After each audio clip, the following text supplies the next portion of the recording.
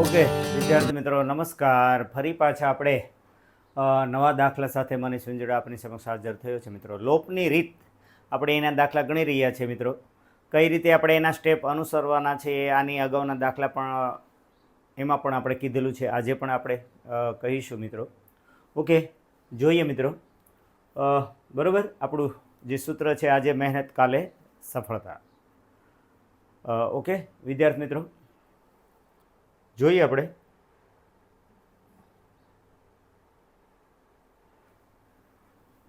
સારું મિત્રો, લોપની રીત અને આદેશ બંને રીતે ગણવાનો છે. આદેશની રીત તો આપણે આની અગાઉ કરી ચૂક્યા છીએ, એની પ્રેક્ટિસ કરવાની, પણ અત્યારે આપણે લોપની રીતે ગણીશું દાખલો. ઓકે જોઈએ શું કહે છે લોપની રીતે દાખલો. બરાબર ને? ઓકે, પહેલાં શું લખીએ? 3x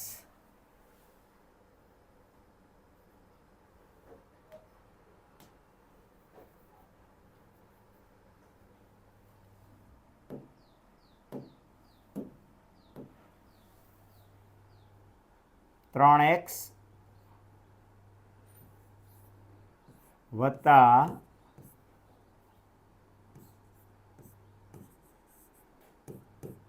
4y બરાબર 10. પછી કેટલું છે? 2x ઓછા 2y બરાબર 2. સારું, ચાલો આને આપણે સમીકરણ નામ આપી દઈએ. આ પહેલું છે, આ બીજું છે. રેડી મિત્રો? લોપની રીતમાં શું ધ્યાન રાખવાનું છે? એક્સ અને વાય વાળા પદ ડાબી બાજુ હોવા જોઈએ. અહીંયા પણ છે, અહીંયા પણ છે, અને અચળ પદ એટલે કે એક્સ અને વાય વગરનું ક્યાં હોવું જોઈએ? જમણી બાજુ. ઓકે થઈ ગયું. પછી 1 અને 2 નામ આપી દો. હવે શું કરવાનું? કાં એક્સના સહગુણો સરખા લાવવાના, કાં વાયના સહગુણો. ઓકે જોઈએ શું લખીએ? 3x વત્તા 4y બરાબર 10. એવી રીતે 2x. ઓકે, આ આપણું પહેલું છે, આ આપણું બીજું છે. હવે મિત્રો એક્સના સહગુણક સરખા લાવવા કેવાયના. જો એક્સના તમારે સહગુણક સરખા લાવવા હોય તો નીચે 2 છે તો ઉપરનાને 2 વડે ગુણી નાખીએ. ઉપર 3 છે એક્સની બાજુમાં સહગુણક, તો નીચેના સમીકરણને કેટલા વડે? 3. એમ પણ કરી શકાય. ઓકે, પણ આપણે અહીંયા વાયના સહગુણો સરખા લાવીએ. શું કામ? એના ચિહ્ન વિરુદ્ધ તૈયાર છે, વત્તા અને ઓછા. અહીંયા 4 છે તો આને 2ને કેટલા વડે ગુણીએ તો 4 આવે?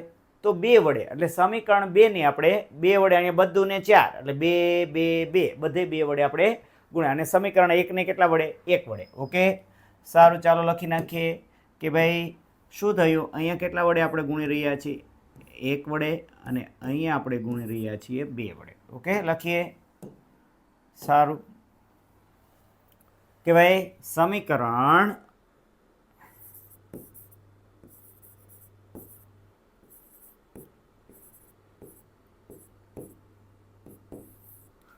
એકને 1 વડે, સમીકરણ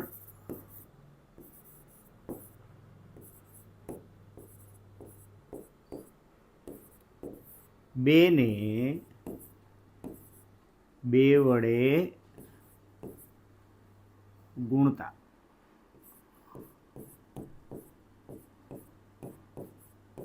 રેડી મિત્રો? ઓકે, સમીકરણ 1ને 1 વડે અને સમીકરણ 2ને 2 વડે આપણે ગુણતા તો શું થશે સ્થિતિ? ઓકે કે ભાઈ 3x બરાબર 3x વત્તા 4y બરાબર 10.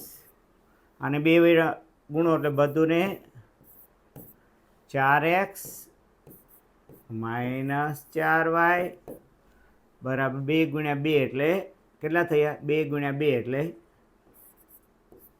4. રેડી? તો આ રીતે મિત્રો સમીકરણ ગુણ્યા પછીનું સમીકરણ આવું થયું. ઓકે, તો હવે આપણે જોઈએ મિત્રો ખાસ. બરાબર, હવે અહીંયા કોનો લોપ થયો? +4y અને -4y, એટલે આને લોપની રીત કહે છે. ઓકે સારું, ચાલો ઓકે આપણે યલો કલર લઈ લઈએ. આ લોપ થયો તો અહીંયા કેટલા થયા? ઓકે,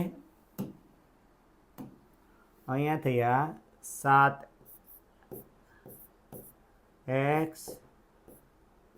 બરાબર 14. તેથી શું થયું? 7x બરાબર 14. તેથી x બરાબર 14/7. બરાબર. આ 7 x સાથે ગુણાકારના સંબંધમાં, એટલે ક્યાં જશે? ભાગાકારમાં. તેથી 7 દુ 14. તેથી x બરાબર કેટલા આવ્યા? 2. સરસ. ઓકે, આની ઉપર આપણે બોક્સ મૂકી દઈએ. કયો ક્રમ આવશે? આ આપણો ત્રીજો ક્રમ.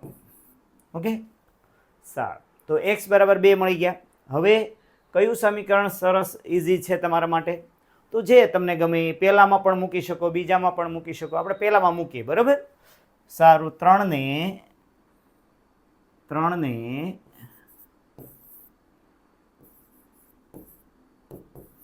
1 માં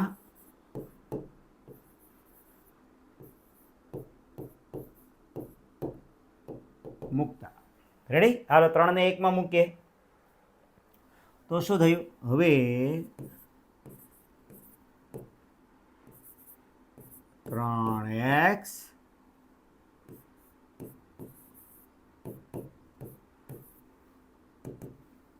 બરાબર. x ની જગ્યાએ કેટલા મૂકવાના આપણે? 2.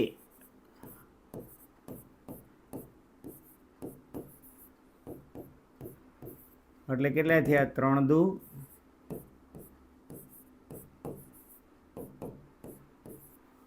રેડી? x ની જગ્યાએ આપણે આ જે કિંમત છે અહીંયા મૂકીએ આપણે. બરાબર. આ કિંમત છે. બરાબર. x ની કિંમત કેટલી મૂકી આપણે? 2 મૂકી. ઓકે, સારું. તો શું થયું? 3 દુ 6 વત્તા 6 પેલી સાઈડ જાય એટલે કેવા થશે? ઓછા 6. તેથી 4y. 10 માંથી 6 જાય એટલે કે 4. તેથી y બરાબર 4/4 એકા. એટલે y બરાબર કેટલા આવ્યા મિત્રો? 1. સારું. આની ઉપર શું કરવાનું? બોક્સ કરવાનું રહેશે. અને આપણો આ ક્રમ નંબર આવશે 4. રેડી મિત્રો? તો એકદમ સરળ. અને નીચે લખવાનું ભૂલવાના. આમ સમીકરણ યુગ્મના ઉકેલ. બરાબર. સાદા કૌંસમાં લખી નાખવાના. પહેલાં x ની કિંમત લખવાની અને પછી y ની કિંમત લખવાની ટેવ પાડવાની છે. રેડી મિત્રો? તો આ રીતે બીજો દાખલો બરાબર જૂન 2024માં પૂછાયેલો છે. તો એની પ્રેક્ટિસ કરશો. ઓકે મિત્રો? તો સરસ મજાના આવા દાખલા છે એ પ્રેક્ટિસ કર્યા કરવાની મિત્રો, એટલે જેથી કરીને તમારે સરસ કામ થાય મિત્રો. તો ઓકે, તો મનીષ વિંજોડા નમસ્કાર. ફરી પાછા નવા દાખલા સાથે આપણે મળશું. Thank you.